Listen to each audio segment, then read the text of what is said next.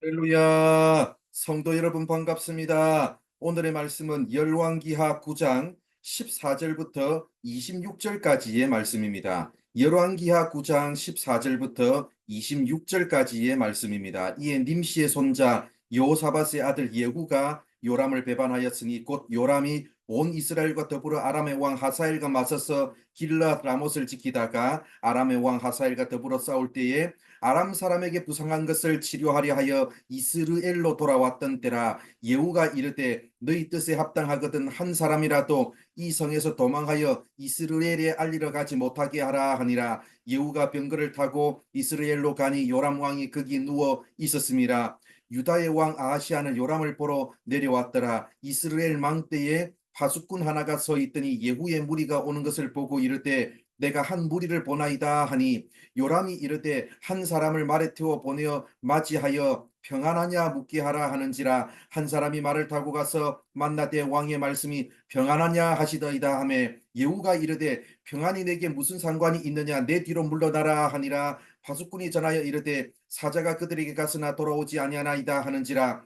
다시 한 사람을 말에 태워 보내었더니 그들에게 가서 이르되 왕의 말씀이 평안하냐 하시더이다 하며, 예후가 이르되 평안이 내게 상관이 있느냐, 내 뒤를 따르라 하더라. 파수꾼이 또 전하여 이르되 그도 그들에게까지 갔으나 돌아오지 아니하고 그 병거 모는 것이 님시의 손자 예후가 모는 것 같이 미치게 모나이다 하니, 요람이 이르되 메우라 하며 그의 병거를 메운지라. 이스라엘 왕 요람과 유다 왕 아하시아가 각각 그의 병거를 타고 가서 예후를 맞을 새 이스라엘 사람 나봇의 토지에서 만나매, 요람이 예후를 보고 이르되 예후야 평안하냐 하니 대답하되 네 어머니 이세벨의 음행과 술수가 이렇게 많으니 어찌 평안이 있으랴 하더라. 요람이 곧 손을 돌이켜 도망하며 아하시아에게 이르되 아하시아여 반역이로다 하니, 예후가 힘을 다하여 활을 당겨 요람의 두 팔 사이를 쏘니 화살이 그의 염통을 꿰뚫고 나오매 그가 병거 가운데에 엎드러진지라. 예후가 그의 장관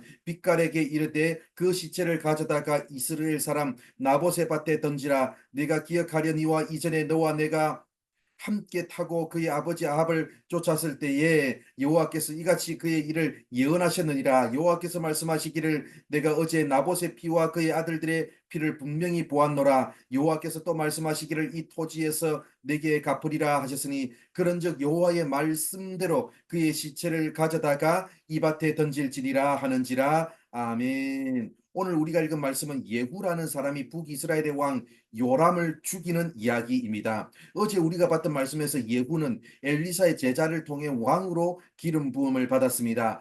그리고 나서 예후는 요람 왕을 죽이기 위해 출발했습니다. 사실 그때 요람 왕은 남유다의 아하시아 왕과 연합하여 아람과 전쟁을 하고 있던 중이었습니다. 그런데 전쟁 중에 부상을 입는 바람에 길르앗 라못에 머물고 있던 상황이었습니다. 오늘 우리가 읽은 말씀 17절을 보면 예후가 병거를 타고 오는 것을 요람 왕의 파수꾼이 발견하고 알렸더니 요람 왕이 사람을 보내면서 평안하냐고 묻게 했습니다. 한마디로 좋은 소식이냐입니다.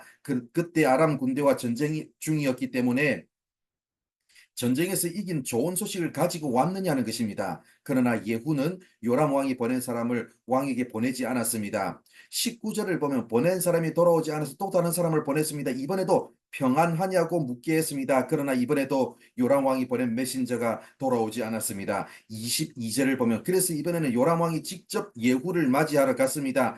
예후야 평안하냐고 물었을 때에 내 어머니 이세벨의 음행과 술수가 이렇게 많으니 어찌 평안이 있으랴고 대답했습니다. 요람 왕은 계속해서 전쟁에서 이긴 평안의 소식, 평화의 소식을 가지고 왔는지를 물었지만, 예후의 대답은 요람의 어머니 이세벨의 죄로 인해 평안할 수 없다, 평화로울 수 없다고 대답했습니다. 이것은 요람과 그의 부모인 아합과 이세벨이 했던 일에 대한 하나님의 심판의 메시지입니다. 요람의 아버지 아합은 이방 여인 이세벨과 결혼하면서 북이스라엘 전체를 바알과 아세라를 섬기는 나라로 만들었고, 그들의 딸 아달랴를 남유다 여호람 왕과 결혼시키면서 남유다마저 바알과 아세라를 섬기는 나라로 만들었습니다. 심지어 아달랴는 그의 아들 아하시아가 통치하던 시절에 배후의 권력자로 나라를 쥐락펴락하고 있었습니다. 결국 하나님은 엘리야 시대에 3년 6개월간의 기근을 내리셨고 엘리사 시대에는 7년간의 기근을 내리셨지만 그 당시 남유다와 북이스라엘의 권력자들은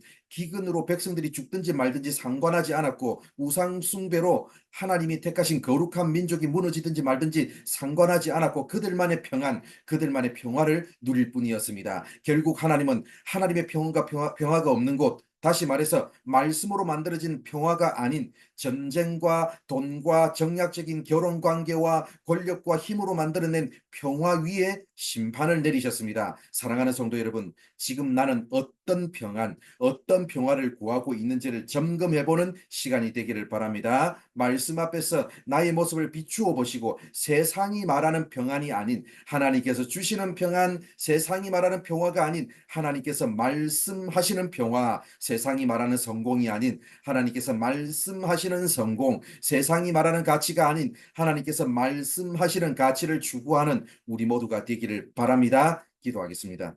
하나님 감사합니다. 오늘도 이렇게 우리를 사랑하여 주셔서 부족한 우리들에게 말씀해 주셔서 감사드립니다. 세상이 말하는 평안과 평화를 구했던 권력자들의 아버지 하나님 심판 소식을 아버지 우리가 보면서 하나님의 심판이 결국은 임할 수밖에 없음을 기억하면서 우리는 어떤 모습의 삶을 살아가고 있는지를 점검해보는 우리 모든 성도들 되게 하여 주시옵소서. 세상이 말하는 평화, 세상이 말하는 평안이 아닌 하나님께서 말씀하시는 가치와 세계관을 추구하며 살아가는 우리 모든 성도들 되게 하여 주옵소서. 오늘도 겸손히 하나님과 동행하며 주님을 따라가는 삶이 될 수 있도록 이끌어 주시옵소서. 살아계신 예수님의 이름으로 기도드립니다.